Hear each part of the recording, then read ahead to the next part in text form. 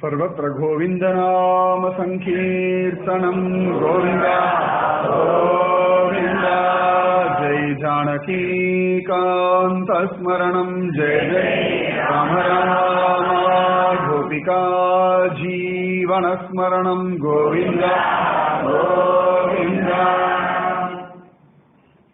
जन्माद्यस्य यतोऽन्वयात् इतरतश्चार्तेष्वभिज्ञः स्वराट् तेने ब्रह्महृदायादिकवये मुह्यन्ति यस्सूरयः तेजो वारिमृधां यथा विनिमयो यत्र त्रिसर्गो मृषां धाम्ना स्वेन सदा निरस्तकुहकं सत्यं परं धीमहि धर्म प्रोजित कैतवोऽत्र परमो निर्मत्सराणां सताम् वेद्यं वास्तवमत्र वस्तु शिवदं तापत्रयोन्मूलनम् श्रीमद्भागवते महामुनिकृते किं वा परैरीश्वरः सद्यो हृद्यवरुध्यतेऽत्र कृतिभिः शुश्रूषुभिस्तक्षणात् निगमकल्पतरोर्गलितं फलं सुखमुखात् अमृतद्रवसंयुतं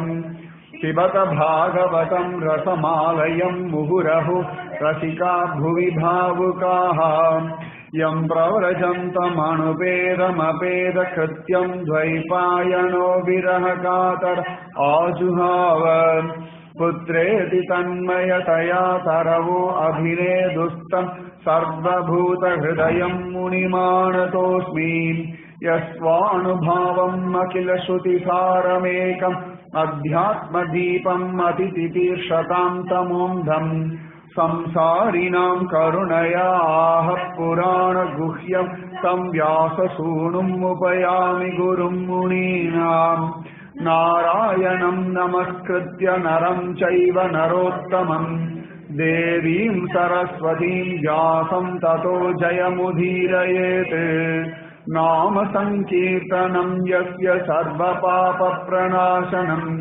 प्रणामो दुःखशमनः तं नमामि हरिं परम् वसुदेवसुतं देवं कंसचाणूरमर्दनं देवकी परमानन्दं कृष्णं वन्दे பூமண்ணுமாது பொருந்திய மார்பன் புகழ்மலிந்த பாமண்ணுமாறன் அடிபணிந்து இந்தவன் பல்கலையோர் தாம் மன்ன வந்த இராமானுசன் சரணாரவிந்தம் நாம் மன்னி வாழ நெஞ்சே சொல்லுவோம் அவன் நாமங்களே.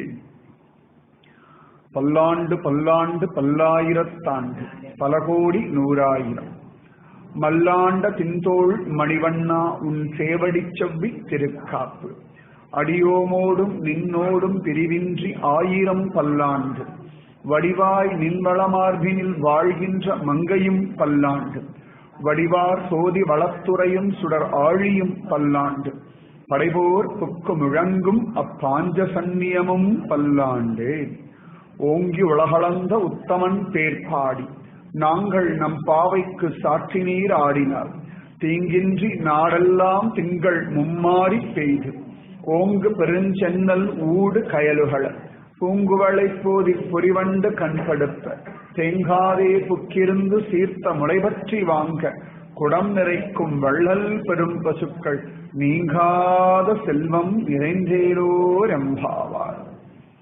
எல்லாருக்கும் நல்ல ஆரோக்கியம் உண்டாகத்துக்கு பகவான் அனுகிரகிக்கட்டும். எல்லாருடைய மனசுலையும் சமாதானம், சாந்தி, நிம்மதி, ஆனந்தம், தைரியம் உண்டாகணும்.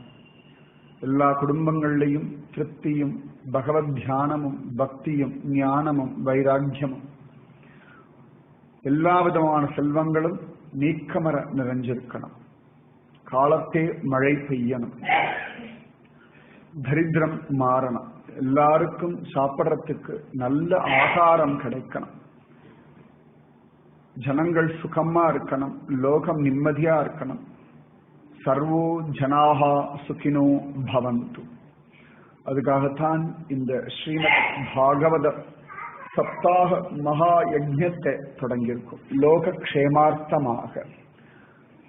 லோகம் நன்னா இருந்தா நாம நன்னா இருப்போம். நம்ம லோகத்தை விட்டுட்டு நாம கிடையாது. லோகத்துல நாமும் ஓர் அங்கம் தான். அந்த லோகம் பகவானுடைய கிருபையினாலே நடந்துருக்கு. பகவானுடைய பலம்தான் லோகத்தை நடத்துறது. இந்த பெரிய பூமி பந்துல பல கோடி ஜீவராசிகள் இருக்கு. அதுல நாமும் ஒருத்தர். இந்த பல கோடி ஜீவராசிகள்ல நம்மளும் ஒருத்தர். நிறைய ஜீவராசிகள் இருக்கு. நிறைய கால் உள்ளது, காலே இல்லாதது, 4 கால் உள்ளது, 2 கால் உள்ளது. சங்கரர் சொல்லும்போது சொல்றார், ஜந்தூனாம் நரதுர்லபக அப்படின்றார். நம்மளையும் சாதாரண ஒரு பூச்சி கூட்டத்துல தான் வச்சிருக்க. நம்மளும் ஒரு வைரஸ் தான், வைரஸ் பாக்டீரியா மாதிரி தான். சிலது நல்ல பாக்டீரியா, சிலது நல்ல வைரஸ். நம்மளும் சமயத்துல நல்ல வைரஸ் நல்ல பாக்டீரியாவா தான் இருக்கும். சமயத்துல கொஞ்சம் ஏதோ மனசுல சிக்கன் குனியா ஸ்வைன் ஃப்ளூ எல்லாம் ஒண்ணுமே இல்லை. லோகத்துல மகா மோசமான வைரஸ் எதுன்னா மனுஷ மனசு. மனுஷ மனசு சரியா இருந்துருச்சுன்னா அத்தியாச்சரியமானது. இது மோசமா போயிடுச்சுன்னா என்ன வேணாலும் பண்ணும். இப்ப டெரரிஸ்ட் எல்லாம் இருக்கா அப்படின்னா அவ பேசிக்கலா கெட்டவா கிடையாது. ஒரு ஸ்திதியில ஒரு மாதிரி ஆயிட்டா அப்புறம் அதுல இருந்து மீண்டு வர முடியல. நம்முடைய பாரத தேசத்துல இந்த மனச பிராதான்யமா எடுத்துட்டா. நம்முடைய ரிஷிகள் எல்லாருமே மனசுதான் நமக்கு பிரச்சனைன்றதை கண்டுபிடிச்சா. எது ரூட் காஸ் தெரிஞ்சுடுச்சுன்னா அதை ரிப்பேர் பண்ணா போதுமே. சும்மா தெரியாம மற்றதெல்லாம் சரி பண்ணி பிரயோஜனம் இல்லை. மன ஏவ மனுஷானாம் காரம். மனசுதான். மனசு தெளிவா இருக்கு, ஞானத்தோட இருக்கு அப்படின்னா பிரச்சனையே இல்லை. தெளிந்த நல்லறிவு வேண்டும் அப்படின்றார் பாரதியார். நல்லதோர் வீணை செய்து அதை நலங்கட புழுதியில் எரிவருண்டோ சொல்லடி சிவசக்தி அப்படின்றார். நல்ல வீணையாச்சு நாம அப்படி இருக்கோமே அப்படின்றார். அப்ப நம்ம எல்லாருக்குமே நல்லது இருக்கு. எல்லாருமே ஞான தங்கம் தான். ஆனா இருக்கும் இடத்தை விட்டு இல்லாத இடம் தேடி எங்கெங்கோ அலைகின்ற ஞான தங்கம். இது பிரயோஜனம் இல்லாததெல்லாம் கிடையாது. நம்ம எல்லாருடைய லைஃபுக்கும் ஒரு அர்த்தம் உண்டு. நம்ம எல்லாருக்குள்ளேயும் ஒரு சக்தி இருக்கு, ஒரு தெய்வீகம் எல்லாருக்குள்ளேயும் இருக்கு. பகவான் பகவத்கீதையில 10வது அத்தியாயத்துல வர்ணிக்கிறான். நான் கருடனா இருக்கேன், நான் சிங்கமா இருக்கேன், நான் ருத்ரனா இருக்கேன், நான் ஸ்கந்தனா இருக்கேன்.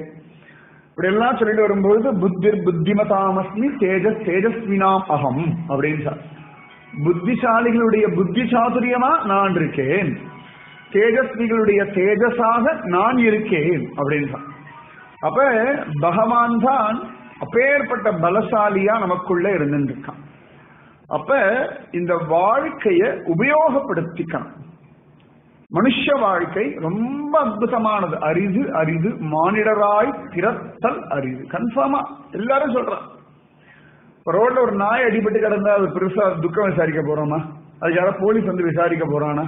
இல்ல நம்மளாம் அசிச்சுமா ஆயிடுச்சு தெரியுமா, ரோட்ல நாய் செத்து கிடக்கு அப்படின்னு 10 பேர் சொல்ல போறோமா?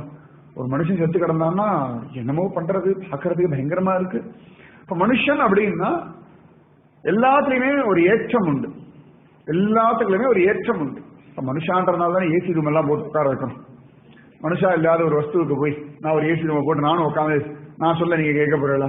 மனுஷான்றதுனாலதான் மைக்கெல்லாம் வச்சு ஏசி எல்லாம் போட்டு வாங்கோ உட்காருங்கோ அப்படின்லாம் கூப்பிடுறோம். அப்ப அந்த மனுஷ ஜென்மாவுக்கே ஒரு ஏற்றம். இது அப்புறம் அடுத்த கதை. இது நல்லது பண்றதா கெடுதல் பண்றதா, இது உபயோகமா இருக்கா இல்லையா, நம்ம உபயோகப்படுத்திக்கிறோமா, இதெல்லாம் செகண்டரி. சரீரம் மனுஷ ரூபம். அப்ப இந்த மனுஷ சரீரத்தை நன்னா உபயோகப்படுத்திக்கணும். உபயோகப்படுத்திக்கிறோம் எப்படி? நம்மளை பொறுத்த வரைக்கும் இந்த லைஃப் உபயோகப்படுத்திக்கணும். நல்லா சாப்பிடணும். ஃபர்ஸ்ட் இது பேசிக் குவாலிட்டி. பில் கேட்ஸ்ல இருந்து மூட்டை தூக்குற வரைக்கும் கஷ்டப்பட்டு உழைக்கிறதுனா 3 வேளை இந்த வயிற்று அபாடா அது திருப்தி ஆயிடுறதுனால பரம சந்தோஷம். பேசிக் குவாலிட்டி அதுதான். அதுக்கப்புறமா தான் உங்க சோசியல் ஸ்டேட்டஸ், கேட்டட் கம்யூனிட்டி எல்லாம் secondary. Mobile phone, smart phone எல்லாம் 2ஆம் பட்சம். ஃபர்ஸ்ட் என்னடான்னா எல்லாருக்கும் பசி பசி பசி பசி பசி. அது கரெக்டா அந்த டைம் டான் டான் டான் டான் கொடுத்துரும். பொதுவா 3 வேளைன்னு சொல்றா, அவளுக்கு தெரியும். அவ்வளவுதான். அது கொஞ்சம் சுகர்லாம் வந்து டாக்டரே சொல்ல 1 மணி நேரத்துக்கு ஒரு தடவை சாப்பிடுது. சொல்லவே வேண்டாம், சாதாரணமே அப்படிதான் சாப்பிட்டு இருக்கோம். காத்தால எழுந்தோ காஃபியோ டீயோ குடிச்சாதான் வண்டி கிளம்புறது. அதுக்கப்புறம் ஸ்ரீகளுக்கு ஒரு பழக்கம் உண்டு, எப்பொழுதும் கொஞ்சம் ஜாஸ்தியாவே கலப்பா. 4 டம்ளர்னா 1/2 டம்ளர் கலப்பா, மீறி 1 வாரம் விட்டுப்பா. அப்புறம் இப்படியே அது ஓடும். அதுக்கப்புறம் நிறைய கதைகள் உண்டு வச்சுக்கோங்களேன். அதுக்கப்புறம் சாப்பிடணும், இப்படியே தான் போயிட்டு இருக்கு ஜன்மா. நன்னா சாப்பிடணும், நன்னா தூங்கணும், ஹாப்பியா இருக்கணும், நன்னா டிவி பார்க்கணும், நல்ல ட்ரெஸ் உடுத்திக்கணும். இதெல்லாம் தான் பேசிக் நீட்ஸ் ஆஃப் லைஃப். நம்மளை பொறுத்த வரைக்கும் இப்படிதான் ஆயிடுது. ஆனா மனசு இதெல்லாம் கரெக்டா கொடுத்தாலும் ஏன் ஒரு துக்கம், ஏன் ஒரு கவலை, ஏன் ஒரு பயம், ஏன் ஒரு சந்தேகம், ஏன் ஒரு குழப்பம்? இதுக்கு இதான் வேணும்னா இதெல்லாம் கொடுத்து தானே இருக்கும். வெயில் காலம் எடுத்தா ஏசியை போடு, குளிர்காலம் எடுத்தா கம்பளி போட்டிக்கும். கரெக்டா இந்த உடம்ப பார்த்து பார்த்து பார்த்து பார்த்து கவனிக்கிறோம். நம்ம லைஃப்ல அந்த யாரை கவனிக்கிறோமோ இல்லையோ நம்ம உடம்ப நல்லா கவனிக்கிறோம். பிறந்ததுல இருந்து கடைசி வரைக்கும் நம்ம உடம்புக்கு என்னெல்லாம் சுகமோ கரெக்டா அது துளி குறைஞ்சா கூட ஒத்துக்கொள்ள முடியறது இல்லை. இப்ப நம்ம டெய்லி ஒரு தலாணி வச்சு படுத்துக்கிறோம்னா அந்த தலாணி இருந்தா தான் தூக்கம். அந்த தலாணி பார்த்தா மருத்துவ அடுத்த படுத்துக்கவே மாட்டா வச்சுக்கோங்களேன். ஆனாலும் அந்த தலாணி இருந்தாதான் நமக்கு ஒரு தூக்கம் வரும். இந்த இடத்துல படுத்தாதான் தூக்கம் வரும். இப்படி நிறைய கைதியை வச்சிருக்கோம். இவ்வளவு கொடுத்தும் கூட ஒரு அபாடா அப்படி இல்லை. என்னமோ போயிட்டு இருக்கு லைஃப், ஒரே டென்ஷனா இருக்கு. டென்ஷன் ஜெபிக்காம இருக்கிறதுனாலே கிடையாது. நம்ம என்னைக்காவது ஒரு நாள் நான் இன்று டென்ஷன் என்று சொல்ல போறதுல யாராவது ஒருத்தர் சத்தியம் பண்ணிக்கோங்க, நிஜமாவே பாதி டென்ஷன் குறைஞ்சிடும். இந்த டென்ஷன்ற வார்த்தையிலேயே ஒரு டென்ஷன் உட்கார்ந்து இருக்கு. அப்ப ஏதோ ஒன்று தேடின்னு இருக்கும், ஏதோ ஒன்றுக்காக ஓடின்னு இருக்கும். எங்க ஓடுறோம், ஏன் ஓடுறோம், எதுக்கு ஓடுறோம்னு தெரியல. ஆச்சு கிழக்கு வந்தாச்சா ஓடணும், வேலைக்கு ஓடு, ஸ்கூலுக்கு ஓடு, ஏதோ ஒன்று ஓடிண்டே இருக்கும். மாத்தி மாத்தி மாத்தி மாத்தி மாத்தி ஓடின்னு இருக்கும். சரி ராத்திரி படுத்தாச்சு, சரி இன்னைக்கு ஓடி ஆச்சு நிம்மதியா தூங்குறோமா? இல்ல, உண்டரா கிடக்கும் அப்போதும் உடலுக்கே கரைந்து நைந்து. ஆழ்வார் சொல்றார், சரி ராத்திரி தான் படுத்துட்டாய், நிம்மதியா தூங்குறியா? நாளை காத்தால எழுந்த உடனே சரி இன்னைக்கு பொழுது காலை எழுந்தவுடன் நாளை கேள்வி, அடுத்த கேள்வி வந்துடுது, நாளைக்கு என்ன பண்ண ஓடிண்டே இருக்கும். அப்ப கடைசியில எங்க பயின்று இருக்கோம் நமக்கு தெரிய மாட்டேங்கிறது. நம்ம எங்கேயோ ஓடிட்டு இருக்கோம், நம்ம தேடுற எதுவுமே கிடைக்கல. தேடுற எங்கடா கிடைக்கிறோம்னா பகவான் இடத்துல கிடைக்கிறது. ஹோல்சேல் பகவான் தான், வேற யாரும் கிடையாது. நடுவில் அவர்கிட்ட போனா பெரிய டிபார்ட்மெண்டல் ஸ்டோர் மாதிரி ஆனந்தத்துடைய எல்லா வெரைட்டியும் வச்சுருக்கா, அத்தனையும் வாங்கிக்கலாம். எங்க கிடைக்குமோ அங்க விட்டுட்டு மற்ற இடத்துல தேடினா எப்படி? பிரயோஜனம் இல்லையே. இந்த இடத்துல இதுதான் கிடைக்கும் அப்படின்னு சொல்லுவோம். இரும்படிக்கிற இடத்துல ஈக்கு என்ன வேலை அப்படின்னு. அந்த மாதிரி எந்தெந்த விஷயங்கள் எங்கெங்க கிடைக்கும்னு ஒண்ணு இருக்கு இல்லையா? இப்ப ஃப்ரிட்ஜ்னா அது ஃப்ரிட்ஜ்ல சில்லுன்னு இருக்கு. சரி என்னைக்காவது நமக்கு ரொம்ப கஷ்டமா இருக்கு அப்படின்றதுனால ஏசி வேலை செய்யறதுக்காக ஃப்ரிட்ஜை திறந்து வச்சு உட்காந்துருவோம், நல்லா சில்லு சில்லுன்னு காத்து வரும்.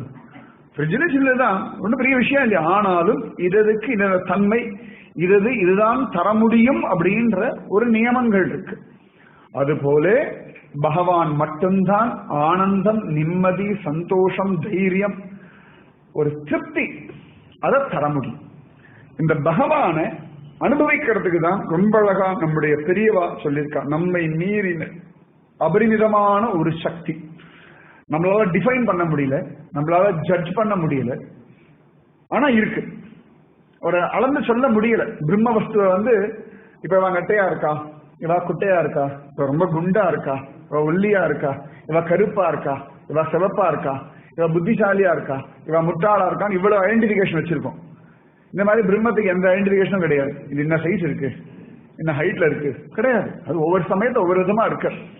அந்த பிரம்மம் பூரணமான ஆனந்தம் உடையது. அதாவது 100% பாசிட்டிவ் எனர்ஜி. இன்னைக்கு காலத்து பாஷையில சொன்னோம்னா 100% பாசிட்டிவ் எனர்ஜி தான் பிரம்மம்.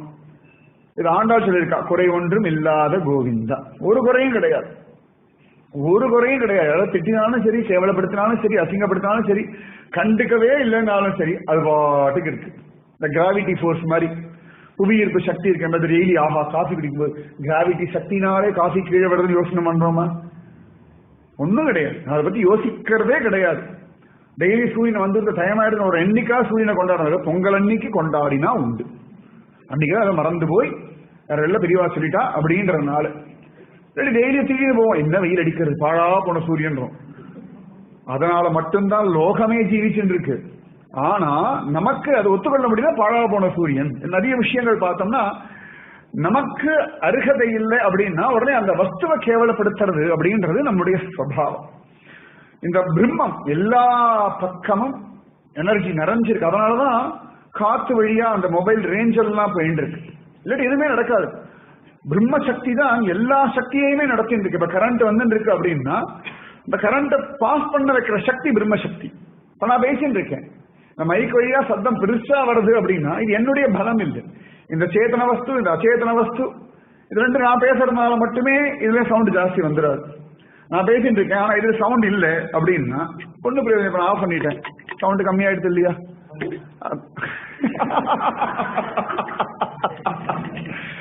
சோ இப்ப நான் பேசினா மட்டும் பிரயோஜனம் இல்லை, இந்த அச்சேதன வஸ்து இந்த சப்தத்தை விருத்தி பண்ணி கொடுக்கணும். சரி, இது நன்னா இருக்கு, நான் பேசவே இல்லை, பிரயோஜனமே இல்லை. அப்ப இது ரெண்டுத்துக்கு நடுவில் ஒரு கனெக்ஷன் இருக்கு. இது அச்சேதனம், இதுக்கு உயிரே கிடையாது, இதுக்கு உயிர் இருக்கு. இந்த உயிருள்ள வஸ்து, இந்த உயிரில்லாத வஸ்து ரெண்டும் சேர்ந்து ஒரு விஷயம் நடக்கணும். இது ரெண்டுக்கும் ஒரு கனெக்ஷன் வேணுமே, அது ரெண்டும் நான் பிடிச்சிக்கல. இது நான் பேசுற டெக்னாலஜி எல்லாம் இருக்கு, இருந்தாலும் கூட இது வழியா இந்த விஷயம் போய் சேரணும் அப்படின்னா பிரம்ம சக்தி. சரி, நானும் பேசுறேன், இதுவும் சத்தத்தை விருத்தி பண்றது. கேட்கிற வாழ்க்கை காது கேட்காதுன்னா பாவம் என்னமோ ஆயிரத்தி ரொம்ப நேரம் வாயஸ்டின் புலம்பின்னு இருக்க. நான் பேசுறேன் அப்படின்னா உங்களுக்கு காதே கேட்கறதுன்னா வெறுமா லிப் மூவ்மெண்ட் மட்டும் தான் தெரியும், பிரயோஜனம் இல்லை. சரி, காதும் கேட்கறது, நான் பேசுறதே புரியல, காதெல்லாம் கேட்கறது, சப்தம் எல்லாம் விழுறது, உங்களுக்கு ஒண்ணுமே புரியல.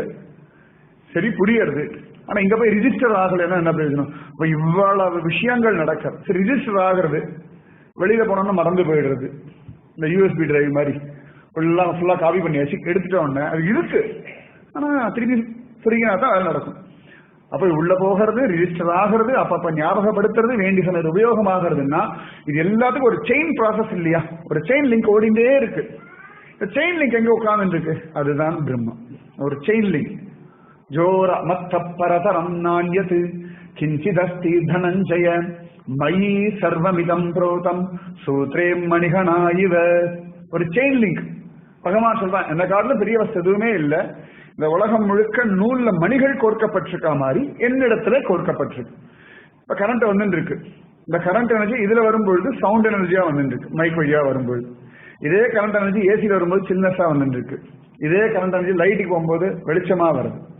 இத்தனை ஒரே கரண்ட் எனர்ஜி தானே. அப்ப அதுக்கு தகுந்த மாதிரி கரண்ட் தன்னை கன்வெர்ட் பண்ணிக்கிறது இல்லையா?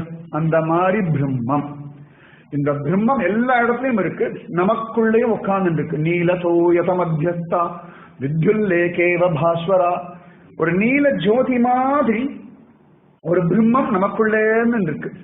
நம்ம ராத்திரி தூங்கும் பொழுது அதுதான் அப்படி கொட்ட கொட்ட கொட்ட முடிச்சு பார்த்துட்டு இருக்கு. தெய்வம் தான் சரி தூங்கு தூங்கு தூங்கு. என்ன தெய்வத்தில் தூங்குறோம்?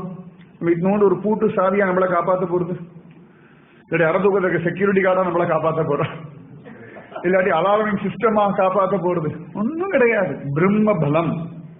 இப்ப வீட்டை பூட்டி நல்லா பூட்டு தொங்கி தொங்கி பார்ப்போம், இழுத்தாச்சு, நல்லா பூட்டியாச்சு. இவ்வளோ பெரிய வீடு, 2000 ஸ்கொயர் ஃபீட் 3000 ஸ்கொயர் ஃபீட், இதனோடு ஒரு காட்ரேஜ் பூட்டு, அதுக்கு சாவியே இவ்வளவுதான். இதை பத்திரம், சாவியை பத்திரமா வச்சுக்கோ, அங்க வச்சிடாது இங்க வச்சிடாது. அப்ப இதனோடு சாவியா காப்பாத்துறதுனா பிரம்ம பலம் இருக்கு. அப்ப இந்த பிரம்ம பலம் தான் நமக்கு சக்தி. சாப்பிடணும், உள்ள பசியா இருக்கிறதும் பிரம்மம் தான், அந்த பசிக்கு உணவா இருக்கிறதும் பிரம்மம் தான்.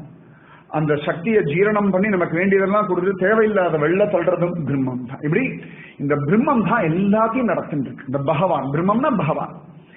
இந்த பகவான புரிஞ்சுக்கணும், நம்பணும், அனுபவிக்கணும். நம்பினார் கெடுவது இல்லை.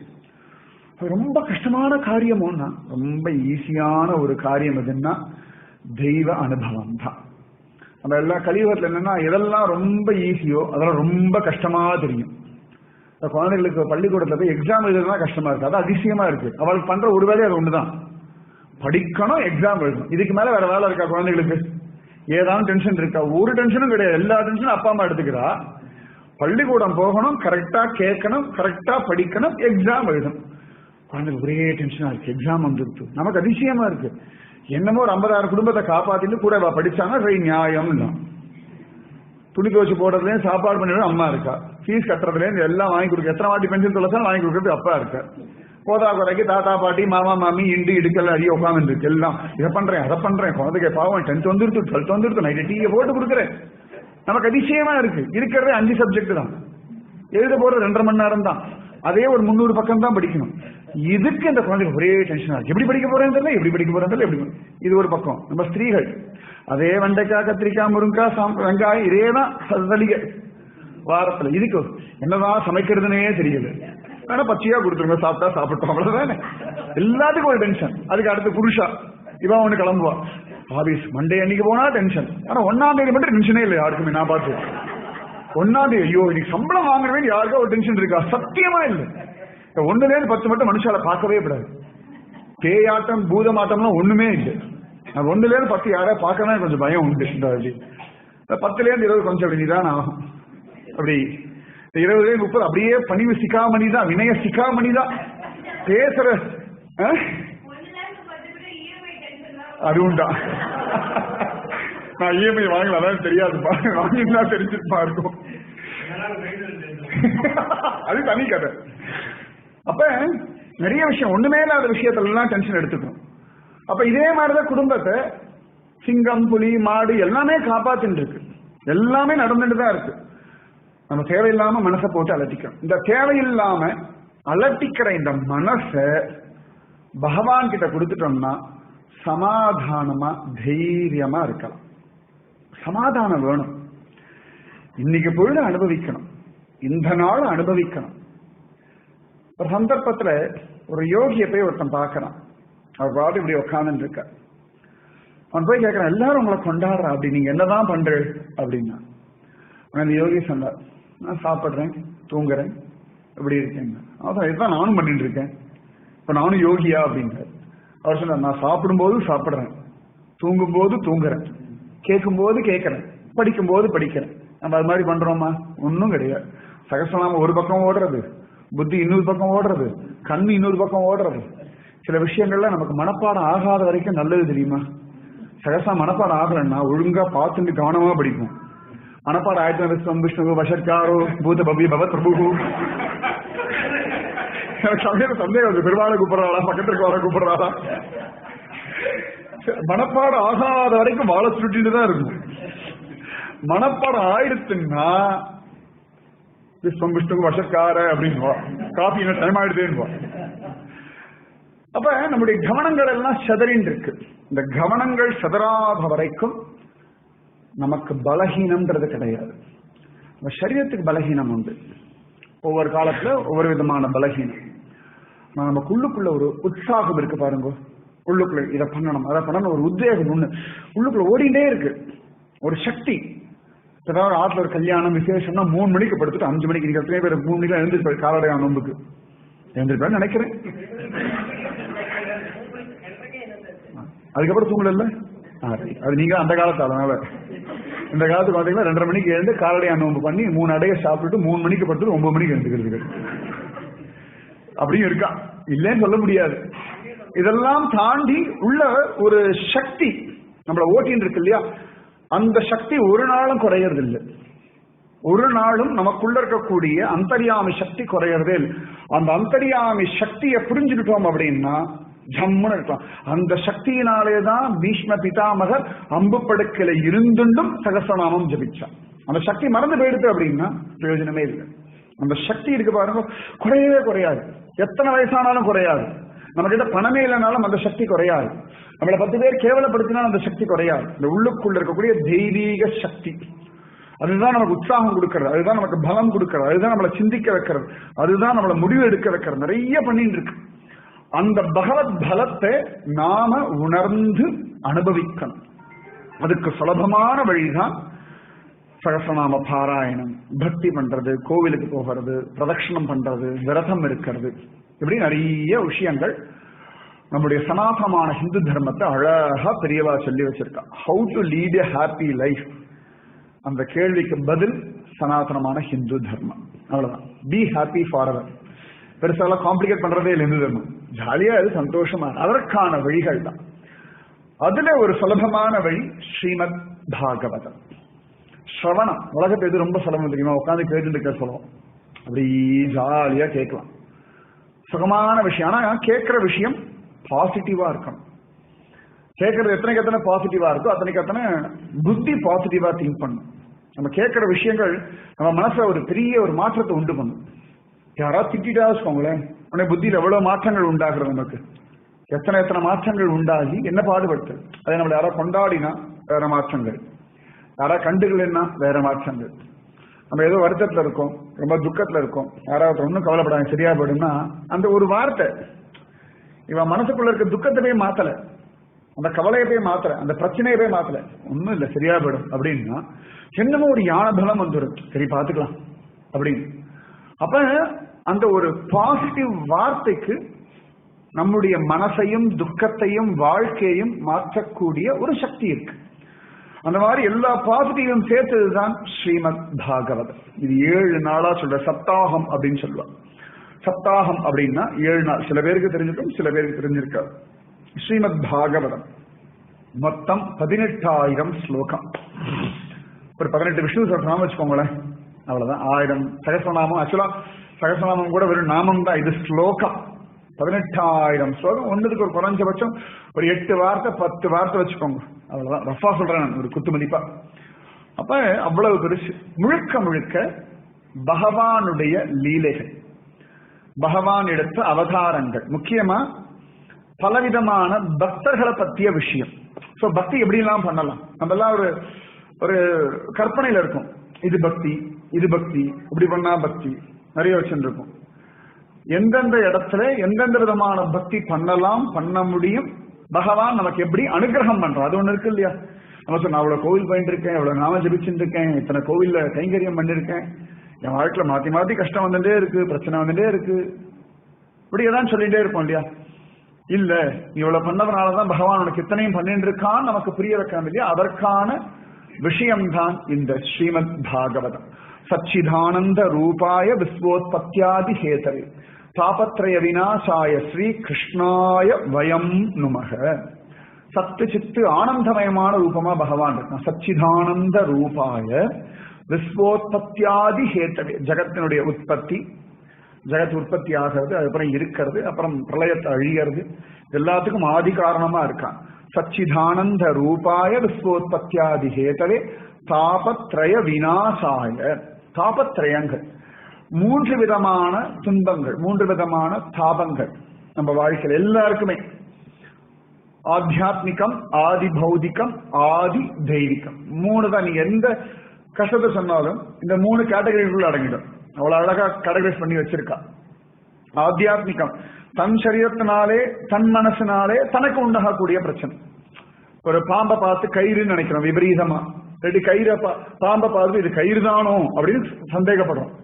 இதெல்லாம் நம்மள நாமளே ஏமாத்திக்கிறது. இவா நல்லவாதான், இவா கெட்டவாதான், இவா என்ன வேணுட்டே கிரிட்டிசைஸ் பண்றா, இவா என்ன சர்காஸ்டிக்கா கிண்டல் பண்றா, இவா என்ன தப்பாவே புரிஞ்சுக்கிறா.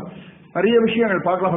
சந்தர்ப்பத்தில் யாராவது நமக்கு பிடிக்காத பிரச்சனையா இருக்கும், உடனே அவ இப்படி பேசுவா, நாளைக்கு அவளுக்கு இப்படி ரிப்ளை பண்ணுவேன், அவ முகத்துல கறி பூசுவேன், நாளைக்கு போய் நின்று அவ பேசவே மாட்டான் நம்ம கிட்ட. இவ்வளவு பிளான் பண்ணிருப்போம், மாஸ்டர் பிளான் 2 மணி நேரம் 3 மணி நேரம் யோசிச்சு ஒரு 10 பேர்கிட்ட சொல்லி நாளைக்கு இருக்க வாளுக்கு அப்படின்னு. நாளைக்கு அவள் இருப்போதா நம்ம இருக்க போறோமா தெரியாது. ஆனா மைண்டுக்குள்ள இவ்வளவு கால்குலேஷன். இதெல்லாம் ஆத்தியாத்மிகம்னு பெயர். பல சந்தர்ப்பங்கள்ல இந்த ஸ்திரீகள் சில பேர் பழக்கம் உண்டு, கதவெல்லாம் சாத்திட்டு தாப்பா போட்டு லைட்லாம் அணைச்சிட்டு இப்படி தாப்பா யாராங்க இருக்காளன், வீட்டில் இருக்க வெள்ளம் அனுப்பிட்டு தான் கதை சாத்திருக்கான். அதுக்கப்புறம் எங்க இருட்டுல இருந்து யாரோ வராம மாதிரி ஒரு அனுபவம். நிறைய விஷயங்கள் பார்க்கலாம். இதெல்லாம் நம்மள நாமே கஷ்டப்படுத்திக்கிறது. நிறைய விஷயங்கள். டாக்டர் சாப்பிடாதீங்கோ அப்படின்னா அதுதான் கரெக்டா சாப்பிடுவோம், சாப்பிட்டுட்டு படாத பாடுபடுவோம். அது இந்த சுகர் பேஷண்ட்டுக்கு ஒரு ஸ்பெஷாலிட்டி. அது இது வேண்டாம் அப்படின்னா அது எப்பவுமே இந்த மனுஷ மனசு இருக்கு பாருங்க, வேண்டாம்னா அதைத்தான் முதல்ல பண்ணும். இது ஆகாதுன்னா அதுதான் வேணும்னு கேட்கும். இது லோக ஸ்வபாவம். இப்படிதான் நம்மள நாமளே படுத்திக்கிறது. இதுக்கு பேர் ஆத்தியாத்மிகம் அப்படின்னு. அடுத்தது ஆதி பௌதிகம், இயற்கை உட்பாதங்கள். திடீர்னு மழை பெய்யறது, மழை இல்லாம இருக்கிறது, சுனாமி வர்றது, நிலநடுக்கம், திடீர்னு அகாலத்துல மழை பெய்யறது, இதெல்லாம் இயற்கையினாலே உண்டாகக்கூடிய கஷ்டங்கள். நம்மாலே வரக்கூடிய கஷ்டங்கள், இயற்கையினாலே உண்டாகக்கூடிய கஷ்டங்கள். ஆதி தெய்வீகம், பிற ஜீவர்கள்னாலே நமக்கு உண்டாகிறது. திடீர்னு என்னமோ நடக்கிறது, திடீர்னு கீழே போறோம், கால் உடஞ்சு விடுறது, நிறைய விஷயங்கள் இருக்கு, எதுக்குன்னே தெரிய மாட்டேங்கிறது. இப்படி நம்மாலே வரக்கூடிய கஷ்டங்கள், பிற ஜீவர்களாலே உண்டாகக்கூடிய கஷ்டங்கள், இயற்கையினாலே உண்டாகக்கூடிய உட்பாதங்கள். இந்த 3 தான். நீங்க எதை வேணா சொல்லுங்க, இந்த 3 கேட்டகரியில தான் நம்ம எல்லா துக்கங்களும் அடங்கிடும். ஆத்தியாத்மிகம், ஆதி பௌதிகம், ஆதி தெய்வீகம். தாபத்ரய விநாசாய ஸ்ரீ கிருஷ்ணாய வயம் நுமக சச்சிதானந்த ரூபாய விஸ்வோத்பத்தியாதி ஹேதவே தாபத்ரய விநாசாய ஸ்ரீ கிருஷ்ணாய வயம் நமஹே. கிருஷ்ணா சச்சிதானந்த ரூபா, ஜகத்தினுடைய காரணம், அதனுடைய உற்பத்தி, சிருஷ்டி, ஸ்திதி எல்லாத்தையும் பார்த்துக்கிற ஹே பிரபு, தாபத்திரயங்கள்லாம் நாசமாகும் பொருட்டு நான் உன்னை நமஸ்காரம் செய்கின்றேன் அப்படின்னு இந்த ஸ்லோகம். ரொம்ப விசேஷம். இந்த தாபத்திரயங்கள் போகிறதுக்கு சுலபமான வழி ஸ்ரீமத் பாகவதம். இந்த எல்லா துன்பங்கள்லேருந்தும் மனசு விடுதலை அடையறதுக்காக தான். மோட்சம் முக்தி அப்படின்னா உடனே செத்து போகிறதுன்னு அர்த்தம் இல்லை. நிறைய பேர் அப்படி அர்த்தம் பண்ணிட்டா, சீக்கிரம் மோட்சம் அடையணும், மோட்சம் அடையணும் இவ்வளவு சின்ன வயசுலயா அப்படின்றா. மோட்சம் அப்படின்றது துன்பங்களிலிருந்து விடுதலை, எல்லா விதமான கஷ்டங்கள்ல இருந்து விடுதலை. ஓரளவுக்கு புரியும்படியா சொல்லணும்னா, ராத்திரி நன்னா தூங்குற இப்படி சத்சங்கத்தை உட்காந்து நன்னா தூக்கம் வரும். எங்க தூக்கம் வரப்படாது அங்க நன்னா வரும். கண்ணு அப்படி சொரிய ஆடும். இந்த 2 செகண்டோ ஒரு 10 நிமிஷமோ உலகமே மறந்து போயிடுறது பாருங்க. நமக்கு முட்டி வலி மறந்து போயிடுறது, நம்மளை திட்டினவா மறந்து போயிடுறா, நமக்கு வர வேண்டிய கடன் மறந்து போயிடுறது, நம்ம கொடுத்த கடன் மறந்து போயிடுறது, நம்ம வாங்கின கடன் மறந்து போயிடுறது, எல்லாம் மறந்து போயிடுறது. சுத்தி வர என்ன கிளைமேட், எங்க இருக்கும், நம்மள 10 பேர் பாக்குறாளா, கொசு கடிக்கிறதா, ஒண்ணுமே தெரியாது. அப்ப அந்த 10 நிமிஷத்துல எல்லாம் மறந்து ஒரு சுகம் கிடைக்கிறது. அது போல பர்மனண்டான ஒரு சுகம் தான் மோட்சம். எதுவுமே நம்மை பாதிக்காத ஒரு ஸ்திதி. அதை அடையறதுக்கு இந்த ஸ்ரீமத் பாகவதம் நமக்கு உதவி பண்றது. ரொம்ப விசேஷம் இந்த ஸ்ரீமத் பாகவதம். இந்த பாகவதத்துடைய மகாத்மியத்தை ஸ்கந்த புராணம், பத்ம புராணம், நிறைய புராணங்கள் சொல்றது. அதுல அழகா ஒரு கதை வருது. துங்கபத்ரா நதி தீரம். துங்கபத்ரா நதி தீரத்துல ஆத்மதேவன் அப்படின்ற ஒரு பிராமணன் இருக்கான். துங்கபத்ரா நதி தீரத்துலதான் அழகா நம்முடைய மந்திராலயம் இருக்கு. ராகவேந்திர சுவாமி அங்கதான் இன்னைக்கும் ஜீவ சமாதியில இருந்து தியானம் பண்ணிட்டு இருக்கார். பூஜ்யாய ராகவேந்திராய சத்ய தர்ம ரதாய பஜதாம் கல்பவிருக்ஷாய நமதாம் காமதேனவே. ராகவேந்திரன் இன்னைக்கும் பல பேருக்கு பிரத்யக்ஷத்துல அனுகிரகம் பண்ணி கொண்டுதான் இருக்கார். துங்கபத்ரா நதிக்கரைக்கு நிறைய மகாத்மியம் உண்டு. முக்கியமா இன்னைக்கு எல்லாருக்கும் தெரியணும் அப்படின்னா ராகவேந்திர சுவாமி தான். ராகவேந்திர சுவாமி ஸ்வயம் பிரகல்லாதனுடைய அவதார். அவ்வளவு விசேஷம். அந்த மந்திராலயம் வந்து ராகவேந்திரர் ஏன் செலக்ட் பண்ணார் அப்படின்னா, பிரகல்லாதன் அந்த இடத்துல யஜ்யம் பண்ணியிருக்கான். அதனாலதான் அந்த இடத்துல ஜீவசமாதி அடையணும் அப்படின்னு அவர் தீர்மானம் பண்ணார். இது ஒரு காலத்துல நடந்த கதை. ராகவேந்திரர்லாம் இப்பதான் ஒரு 300-400 வருஷத்துக்கு முன்னாடி. எல்லாரும் ரொம்ப பக்கத்துல. காஞ்சி மகாபரிவாள்லாம் இப்பதானே, ரமண மகரிஷிலாம் இப்பதானே, விவேகானந்தர்லாம் இப்பதானே, எல்லாருமே ரொம்ப நியர்பை தான் நமக்கு. அப்ப அந்த ஆத்மதேவன் ஒருத்தன், அவனுடைய மனைவி துந்துலின்னு பேர் அவளுக்கு. ஒரு ஸ்திரீ எப்படி இருக்கக்கூடாது அப்படின்னா அவளை மாதிரி இருக்கக்கூடாது, அவ்வளவுதான். அவதான் உதாரணம். பயங்கரமானவள். வம்பு நன்னா பிடிக்கும், எல்லாரும் தன்னை கொண்டாடணும்ன்றது பிடிக்கும், வீட்டு வேலை செய்ய பிடிக்காது, தன்னை அழகுபடுத்திக்க பிடிக்கும். இந்த மாதிரி குவாலிட்டிஸ் உங்களுக்கு இருந்தா நான் பொறுப்பு இல்லை, கதையில சொல்றாப்பா. பெரியவா சொல்லியிருக்கா இதெல்லாம் இருக்கணும், இதெல்லாம் இருக்கப்படாதுன்னு சாஸ்திரம் சொல்லியிருக்கு. சாஸ்திரம்ன்றது நம்மளை கண்ட்ரோல் பண்றது கிடையாது. இதெல்லாம் உனக்கு நல்லது, இதெல்லாம் கெட்டதுன்னு தெளிவா சொல்லி கொடுக்கறது சாஸ்திரம்.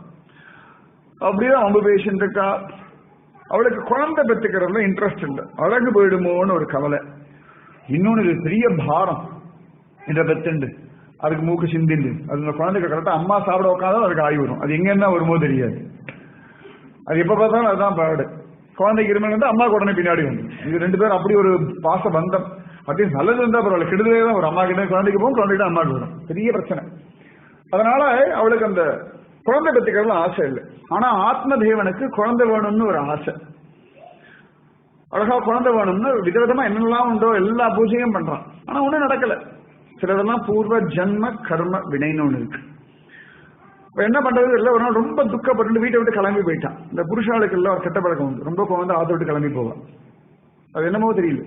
ஆனா சில பேர் வந்துருவா வச்சுக்கோங்க, சில பேர் இல்ல பல பேர் வந்துருவா. யாரோ சில பேர் மட்டும் அப்படியே போவா. சில பல பேர் இப்படி போவா, வேகமா போவா. ஒரு 1 மணி நேரம் 1.5 மணி நேரம் வெளில சுத்துவா. எங்கேயா டீ காஃபி எல்லாம் கடை சுருத்தா இருப்பா. அதுக்கப்புறம் தானா திரும்பி வந்துடுவா. இது லோக பிரசித்தம். அவன் முடிவு பண்ண, நான் சொல்ல முடியாது. நான் திரும்பி ஆத்துக்கு போனது பிடிச்சிட்டு. அந்த மாதிரி இந்த ஆத்மதேவன் கிளம்பிட்டான். ரொம்ப துக்கம். ஆனா நிறைய சொத்து இருக்கு, எல்லாம் இருக்கு. வீட்டுல ஒரு குழந்தை இருந்தா நிஜமாவே ஒரு பாசிட்டிவ் சோர்ஸ் ஆஃப் எனர்ஜி. ரொம்ப ஈஸி பாசிட்டிவ் எனர்ஜின்னா குழந்தைகள் தான். ரொம்ப டக்குன்னு நீங்க ஒரு துக்கத்தை மறக்கணும் அப்படின்னா தி பெஸ்ட் டிவி கிடையவே கிடையாது. சத்தியமா சொல்றேன். டிவி உங்களுக்கு நெகட்டிவ் ஜாஸ்தி வேணா பண்ணி விடுறோம். ஏற்கனவே வீட்டுல பிரச்சனை இல்ல, அது வேற ஸ்பெஷலா வேற காட்டுவோம். டக்குன்னு இமீடியட்டா ஒரு நெகட்டிவ் மறக்கணும் அப்படின்னா ஒரு குழந்தையோட 5 நிமிஷம் விளையாடி பாருங்க, கடகடகடன் மைண்டை மாத்தி விட்டுரும். அப்படி அதனால குழந்தையும் தெய்வமும் ஒன்றுன்றோம். நீங்க அடிங்கோ திட்டுங்கோ அழும் பிடிவாதம் பிடிக்கும், அடுத்த செகண்ட் டக்குன்னு சிரிக்கும் பாருங்க, நம்மளால முடியாது. அம்மா தரமாட்டேன்னு வா, இது அழுன்னு அழும். அதோட அம்மா போய் போய் தொலை அப்படின்னு கொடுப்பா, சிரிச்சிருக்காங்க சாரிமா அப்படின்னு. உங்களுக்கு அப்படி வருதா? சத்தியமா 1 மணி நேரமா அழுதான், இப்பயே அப்படி வேண்டாம் போ அப்படின்னு இன்னும் ஜாஸ்தி பண்ணும். கடைசி பிறகு இன்னும் அக்கிரமம் பண்ணும். குழந்தைகள் நிஜமாவே பிரத்யக்ஷ பாசிட்டிவ் சோர்ஸ் ஆஃப் எனர்ஜி. பகவான் கொடுத்த பெரிய கிஃப்ட் குழந்தைகள். சத்தியமா சொல்றேன், நம்மளும் குழந்தையா இருக்கும் சமத்தா தான் இருந்தோம். இப்ப எப்படியோ அதை அவாதான் தெரிஞ்சுக்கணும். பாசிட்டிவ் எனர்ஜின்னா இன்ஸ்டன்ட் எனர்ஜி. இவெல்லாம் instant coffee instant energy, positive எனர்ஜின்னா குழந்தைகள் தான். அன்னிலே நின்று வரைக்கும் அவ எல்லார்கிட்டயுமே அந்த பாசிட்டிவா தான் பழகும். அவளுக்கு நெகட்டிவா பழகவே தெரியாது. அவளை நெகட்டிவா மாத்துறது நம்ம தான். குழந்தைகள் நெகட்டிவ்ன்றது ஒண்ணு கிடையவே கிடையாது. அது சிரிக்கிறது கூட பாருங்க, வெளிவேஷம் போட்டுலாம் சிரிக்காது. ரொம்ப கண்ணாடி மாதிரி இந்த சுயத்துல இருக்கிறது அப்படியே காட்டும். அதை கொஞ்சம் கொஞ்சமா அதெல்லாம் மாத்தி அது அழகா நம்மள மாதிரி கெடுக்கிறத நம்ம தான் கெட்டிக்காத. உனக்கு ஒரு ஆசை, ஒரு குழந்தை இருந்தா தேவலையே அப்படின்னு. குழந்தை இல்லை என்ன சுகம்னு சொல்லி வீட்டை விட்டு கிளம்பி போயிட்டான். நடந்து நடந்து நடந்து நடந்து நடந்து நடந்து போறான். போய் கடைசியில ஒரு வனாந்தரத்துல போய் உட்காரான். குளத்தங்கள்ல போய் தண்ணியை குடிச்சான், உட்காந்தான். தாங்க முடியல, ஓடு கத்தி அழுதான். அழுகை தக்க மனசு லேசாகிறதுக்கான ஒரு வழி. ஓடு கத்தி கதறி அழுதான். அழுது முடிக்கும் போது யாரோ அவன் தோல்ல கை வச்சா. ஆறா அப்படின்னு பார்த்தா ஒரு சாது நிக்கிறார். எப்பொழுதுமே இந்த குருமார்கள் நம்ம எப்ப பலகீனமா இருக்குமோ அப்ப பலம் கொடுக்க எங்கிருந்தாவது ஒரு குரு வந்து கிருப பண்ணிடலாம். இது லோக பிரசித்தம். நம்ம ஆதிசங்கர பகவத் பாதர் சரித்திரமா இருக்கட்டும், இல்லாட்டி ராமானுஜர் சரித்திரமா இருக்கட்டும், சுவாமி ராகவேந்திர சரித்திரமா இருக்கட்டும், ரமண மகரிஷி, காஞ்சி மகா பெரியவா, எப்படா குரு தேவைப்படுறா அப்படின்னா நம்ம பலகீனமா கீழே விழும் பொழுது விழுந்தோறும் எடுக்கும் அண்டை, தொழுந்தோறும் காக்கும் தெய்வம், எடுப்புவார்க்கெல்லாம் கை குழந்தை. சத்தியமா சத்குருநாதன் மற்ற சமயத்த நமக்கு பெருசா சத்குருவை தெரியாது. ஒரு பலகீனத்திலேயே துக்கத்திலேயே இருக்கும் பொழுது தைரியமா கையை பிடிச்சு வா எல்லாம் பார்த்துக்கலாம் அப்படின்னு பிடிச்சு இழுக்கிற ஒரு தைரியம் குருவுக்கு மட்டும்தான் உண்டு. சுயம் அனுபவத்தை சொல்றேன். இந்த குருவுடைய பலம் இருக்கு பாருங்க, சர்வசிரேஷ்டம். எதை வேணா உடச்செறிஞ்சு ஜெயிச்சுடலாம்னு ஒரு பலத்தை கொடுத்து நம்முடைய பலகீனத்துல அப்படியே பலமா மாத்திர ஒரு பலம் குருவுக்கு உண்டு. இப்படி பார்த்தார், சிரிச்சார். நீ எவ்வளவு சந்தோஷமா இருக்க வேண்டியவன் தெரியுமா? பகவானுக்கு எவ்வளவு கிருபா பண்ணிருக்கான் தெரியுமா? எதுக்கு எழுதுன்னு இருக்கா? ஒரு குழந்தை இல்லைன்னு அழக அப்படி பார்த்தான். பின்ன அப்படின்னா அதுக்கு குழந்தை பெற்று அழகு அது ஒண்ணு இருக்க இல்லைன்ற பொழுது இல்லே இல்லையான்னு அழுக. பெத்த பிறகு ஏண்டா பெற்றவனு அழுக. இன்னும் சொல்ல பன்னெண்டை வச்சு கட்டிக்கலாம், அம்மி குழந்தைய பெற்றிருக்கலாம், இன்னெல்லாம் சொல்லிட்டு இருக்கோம் வச்சுக்கோங்க. அது அஜ்ஞானமோ ஞானமோ ஏதோ ஒண்ணு புலம்பின்னு இருக்கும், விதவிதமா ஏதோ ஒரு புலம்பல். அவர் சொன்னார், அழாது, எதுக்குமே அழாது, பகவான் இருக்கான், உனக்கு நிறைய கொடுத்திருக்கான், குழந்தை தானே கொடுக்கல, விடு பரவாயில்ல அப்படின்னு. அவன் சொன்னான், எனக்கு குழந்தை இல்லை அதனால அழகே உங்களுக்கு தெரிஞ்சிருக்கேன், அனுகிரகம் பண்ணுங்கோ அப்படின்னு. அவர் சொன்னார், உன்னுடைய பூர்வ ஜென்ம கர்ம வினை. நம்ம வாழ்க்கை நடக்கக்கூடிய எல்லா விஷயத்துக்குமே ஒரு செயின் லிங்க் உண்டு. யாரோ பண்ண தப்பு நம்ம தலையில விழாது, நல்லா ஞாபகம் வச்சுக்கோங்க. நம்முடைய பூர்வ ஜென்ம கர்ம வினை, முற்பிறப்புல செய்த வினைகள் நிச்சயமா இந்த ஜென்மாலையும் தொடரும், அதுல மாற்றமே கிடையாது. அந்த இந்த ஜென்மால பண்ணக்கூடிய காரியங்களும் நம்ம வாழ்க்கையை பாதிக்கிறது. ரெண்டும் மிக்ஸ்டா, ரெண்டுமே கலந்துதான் ஓடின்னு இருக்கு. எங்கேயோ போறோம், இப்படி நின்றுட்டு இருக்கோம், திடீர்னு ஏதோ ஒரு வண்டி ஓவர் வண்டி இடிக்கிறது. நமக்கு அவனுக்கு என்ன விரோதமா வேணுட்டே அடிச்சான். அவன் இடிச்சுட்டு சாரின்னு சொல்லிட்டு ஒரு தடவை சொல்லிட்டு போயிடுறான். அவன் இடிச்சு அடி 40 வருஷம் முட்டியோட உட்காந்துருக்கு. ஏன்டா பூர்வ ஜென்ம கர்ம வினை. நிறைய விஷயங்களுக்கெல்லாம் காரணமே கண்டுபிடிக்க முடியறது இல்லை. ஏன் ரீசன்னா நம்ம பண்ண பிராரப்தம் நம்மளை வந்து தாக்க. கணவனும் பிராரப்தம், மனைவியும் பிராரப்தம், குழந்தையும் பிராரப்தம், அசோசியேஷனும் பிராரப்தம், எல்லாமே பூர்வ ஜென்ம கர்ம வினை. எல்லாம் சேர்ந்து சேர்ந்து சேர்ந்து சேர்ந்துதான் நம்ம வாழ்க்கை அப்படி நடத்திட்டு போகிறது. அப்ப ரொம்ப அழகானவன். அப்ப அவர் சொல்றார், உன் கர்ம வினையினாலே உனக்கு குழந்தை இல்லப்பா, பரவாயில்ல, பகவத் பக்தி பண்ணு, பகவத் தியானம் பண்ணு, பகவன் நாமத்தை ஜபி அப்படின்றார். அவன் சொன்ன, அதெல்லாம் நான் பண்றேன், எனக்கு குழந்தை வேணும் அப்படின்னு. ஒரு இடமா நிறைய சொல்லி பார்த்தா, உன் வீட்டுல இருக்க பசுமாடு கூட கண்ணு பூட்டி போடல, உன்னோட வேணா அது வரைக்கும் தாக்கிறது, உன் வீட்டுல இருக்க மரம் கூட பூத்து காய்க்கிறது இல்லை, அதனால விட்டுடேன்பா அப்படின்னு. அவன் சொன்னா, இல்ல இவ்வளவு தூரம் உங்களுக்கு தெரியறதுன்னா இதுக்கு மாற்று உங்களுக்கு தெரியும். சொல்யூஷன் இல்லாம எதுவுமே இருக்காது. நிச்சயமா ஒரு சொல்யூஷன் உண்டு. அது நமக்கு பிடிச்சிருக்கா பிடிக்கலான்ற அடுத்த விஷயம். ஆனா சொல்யூஷன் கேரண்டியா உண்டு. அப்ப கடைசியில ஒரு சொன்னார், சரி சொல்லி ஆசீர்வாதம் பண்ணி அழகா மந்திரிச்சு ஒரு சருவை கொடுத்தா. இதை மனைவிக்கு கொடு, அவளை ஸ்வீகரிக்க சொல்லு, அழகா விரதம் இருக்க சொல்லு, நாமஜபம் பண்ண சொல்லு, பக்தி பண்ண சொல்லு, நல்ல மனசோட இருக்க சொல்லு, சத்தான ஒரு குழந்தை பிறக்கும்னு ஆசீர்வாதம் பண்றான். அவனுக்கு ரொம்ப சந்தோஷம். சரி, ஒரு குரு கிருப்பை கிடைச்சு கொடுத்து எடுத்துட்டு ஓடினான். அவன் மனைவி கிட்ட கொடுத்தான். அவளு மனைவி அப்படியா சந்தோஷம், அப்பாடா பகவான் கண்ணை திறந்துட்டான் எல்லாம் சொன்னான். அவன் பார்த்தா, இனிமே என் வாழ்க்கையில வசந்தம் ஆரம்பிச்சு கொடுத்து அவன் கிளம்பி போயிட்டான். அடுத்த வேலையை பார்க்க போயிட்டான். குழந்தை பிறக்க போறாரு, அந்த பண்ணணும் இதை பண்ணணும் இதை பண்ணணும் அதை பண்ணணும் ஓடினான். இப்ப பார்த்தா வேற வேலை இந்த மனுஷனுக்கு போக்கத்தவன் எங்கேயோ போனானா, எவனோ கொடுத்தானா, கொண்டு கொடுக்குறானா. ஸ்திரீகள் என்ன நினைக்கிறான்னு அவளுக்கு மட்டும்தான் வெளிச்சம். நிறைய பேருக்கு அனுபவம் போல இருக்கு. பகவானுக்கு தான் வெளிச்சம், சத்தியமா வேற ஒன்றும் சொல்லவே முடியாது. அவளோட ஹிருதயத்துல உதடு சொல்றதும் உள்ளம் சொல்றதும் சமமா இருக்கணும்னு அவசியமே கிடையாது. ஆச்சரியமா அவ பார்த்தா வேற வேலை இல்லைன்னு சொல்லி அவ ஒரு மாடு மாட்டுக்கு போட்டுவிட்டான். சில சமயம் தெய்வமே கொடுத்தாலும் நம்ம அப்படிதான் பல விஷயங்களை தள்ளி விட்டுறோம். மாட்டுக்கு கொடுத்துட்டா. பார்த்தா அதுக்குள்ள ஃப்ரெண்ட் எல்லாம் வந்தா, ஃப்ரெண்டு பார்க்க வந்தா. ஃப்ரெண்டு சொன்னா, நீ குழந்தை எல்லாம் இருக்கிறது உனக்கு பாக்கியம், எவ்வளவு நிம்மதியா இருக்க, நானும் குழந்தைய பற்றி என்ன பாடுபடுறேன் அப்படின்னுட்டா. அதெல்லாம் அவ்வளவு சொல்லிட்டா. அப்படியே போயிட்டு இருக்கு. அவன் கேட்டான், கர்ப்பவதி ஆயிட்டியா கர்ப்பவதி ஆயிட்டியா கர்ப்பவதி ஆயிட்டியா. இப்ப பார்த்தா இந்த பிராமண வாயை அடைக்கணும்னா ஒரே வழிதான், கர்ப்பவதி ஆயிட்டேன்னு சொன்னா போதும், அவ்வளவுதானே. புருஷா வாயை அடைக்க ரொம்ப ஈஸி. உடனே கர்ப்பவதி ஆயிட்டேன்னு போய் சொல்லிட்டா. அவன் ஆடுறான் பாடுறான் கொண்டாடுறான், ஆகவே இல்லை, போய் சொல்லிட்டான். கொஞ்சம் வயிறு பெருசாகணுமே துணியெல்லாம் வச்சு மறைச்சுக்கிறான். புருஷனுக்கு தெரியவே இல்லை. இப்படி காலம் போயிட்டு இருக்கு. அப்ப அவளுடைய சகோதரியும் பிரெக்னண்டா இருக்கா. அவ சொன்னா, இப்ப சொல்லிட்டா, இந்த மாதிரி நான் நடிச்சுட்டு இருக்கேன், பயமா இருக்கு, என்ன பண்றதுன்னு தெரியல. அவ சொன்னா, கவலையே படாத, எனக்கு பிறக்கிற குழந்தைய உன் குழந்தைன்னு சொல்லி கொடுத்துடுறேன், நீ எனக்கு கொஞ்சம் பணம் கொடு அப்படின்னுட்டா. நல்லா அக்கா நல்லா தங்கை. சரின்னுட்டா. கடைசியில எல்லாம் ஆச்சு. உடனே அவ இங்கேயே இருந்தா, இவ பெத்த குழந்தை அவ பெத்த குழந்தைன்னு சொல்லி ஒரு மாதிரிலாம் குளறுபடி பண்ணி கடைசியில அவன் நம்ப வச்சுட்டான். அவனு மாகாண குழந்தை பிறந்து கொடுத்து அந்த குழந்தைக்கு துந்துகாரி அப்படின்னு பேர் வச்சுட்டான். குழந்தை அழகா வளர்க்க ஆரம்பிக்கிறா.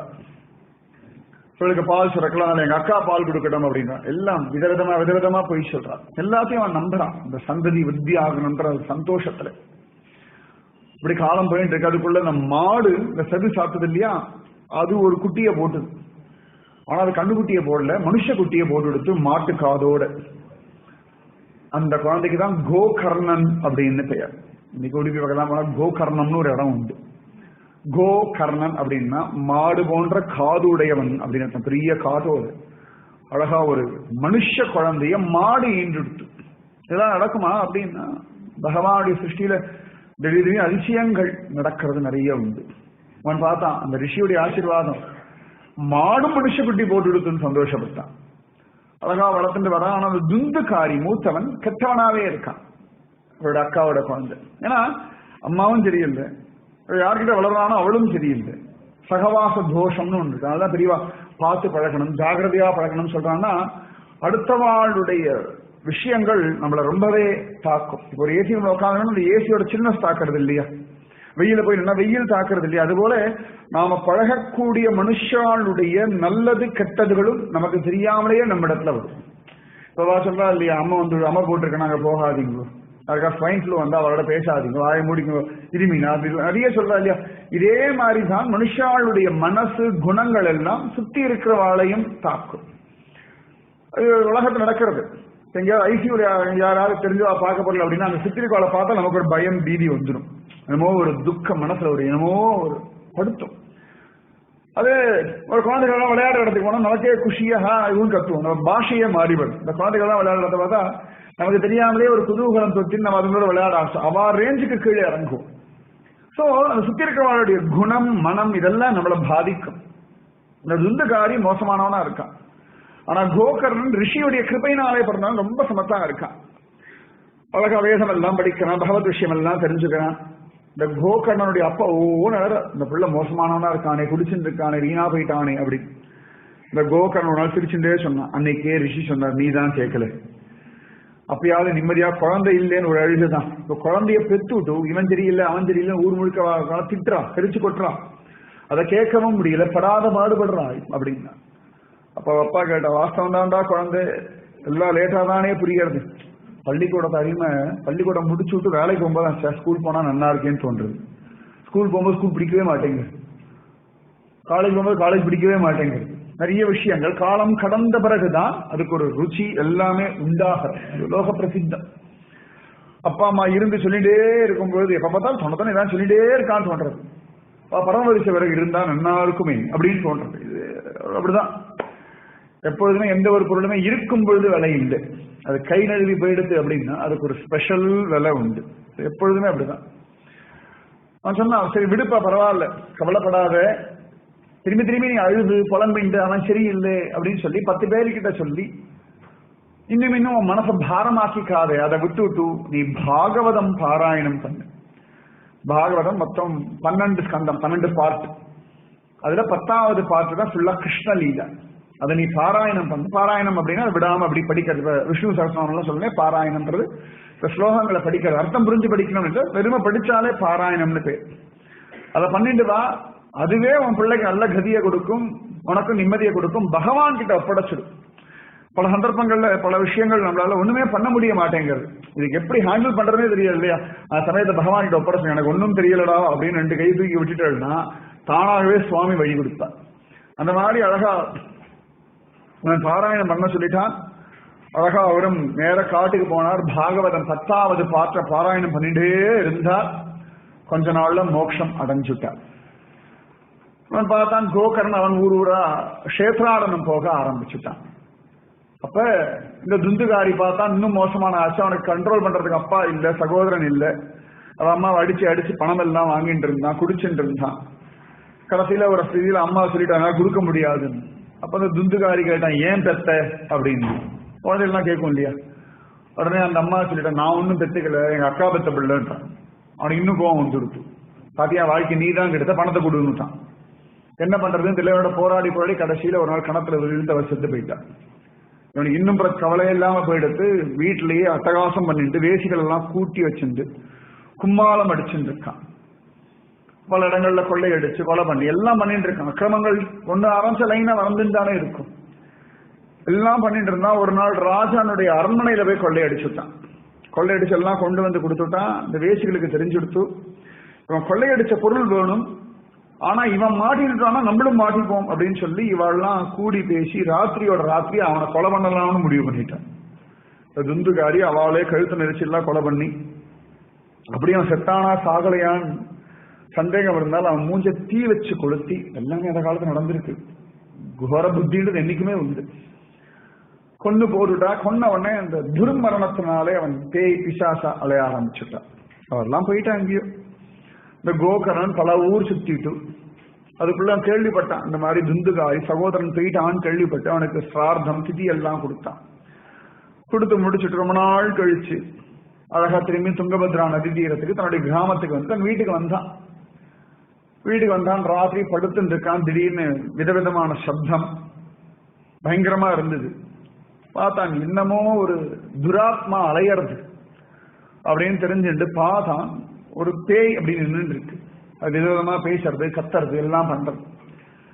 கடைசியில தன் கையில இருக்க கங்கா ஜலத்தை அது மேல தெளிச்சவன்னு சொல்லி கேட்டான், யார் நீ, எதுக்கு நீ என்ன பயமுறுத்துறாய், ஏதோ தப்பு பண்ணதுனால தானே இப்படி துராத்மாவா அலையறாய், என்ன ஆச்சு அப்படின்னு கேட்டா அது சொல்றது, நான் உன்னுடைய சகோதரன் துந்துகாரி பண்ண பாபங்கள்லாம் சேர்ந்தது, அதனால தேசிகள் என்ன கொண்டு போட்டுட்டா, அதனால துராத்மாவா திருப்தி இல்லாம அலைஞ்சுட்டு இருக்கேன் அப்படின்னு.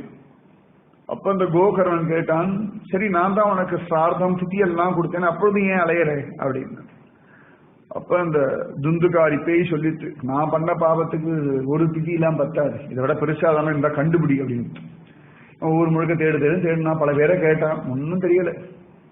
கடைசியில சூரிய தேவன் சொன்னார், ஸ்ரீமத் பாகவத சப்தாகம் பண்ணால் பேய்க்கும் நல்ல கதி கிடைக்கும், எல்லாருக்கும் சமாதானம் உண்டாகும் அப்படின்னு சொல்ல உடனே கோகர்ணன் ஊரில் இருக்க ஜனங்கள் எல்லாம் கூப்பிட்டு அழகா ஏற்பாடு பண்ணி ஒரு பாகவத சப்தாகம், பாகவத்தை 7 நாளா பாராயணம் பண்ணி உபன்யாசம் பண்றதுக்கு பேர் சப்தாகம்னு பேர். வெறும பாராயணம் மட்டும் பண்றதும் உண்டு, வெறும பிரவச்சனம் மட்டும் இந்த மாதிரி உபன்யாசம் கதை மட்டும் சொல்றதும் உண்டு. இப்படி 7 நாளா சொல்லணும்னு ஒரு விதி உண்டு. அந்த மாதிரி பண்ணு எல்லாம் சரியாயிடும் சொல்ல 7 நாள் அவன் பண்றான். இந்த கோகர்ணன் எல்லாரும் வந்து உட்காந்துருக்காங்க, நிறைய பேர் வந்து உட்காந்துருக்கா. அப்ப அந்த பேயும் வந்து உட்காந்து, பாகவத்துக்கு பேய் பிசாசு எல்லாம் கூட வரும், அது பாட்டு ஓரத்துல தேமே இருக்கும், அவங்களை ஒன்றும் பண்ணாது, பயப்படாது. அந்த பேய்க்கு இடம் கிடைக்காம கடைசியில ஒரு மூங்கில் கழி இருந்தது, அந்த கழியில போய் உட்காந்துருக்கு தேமேன்னு.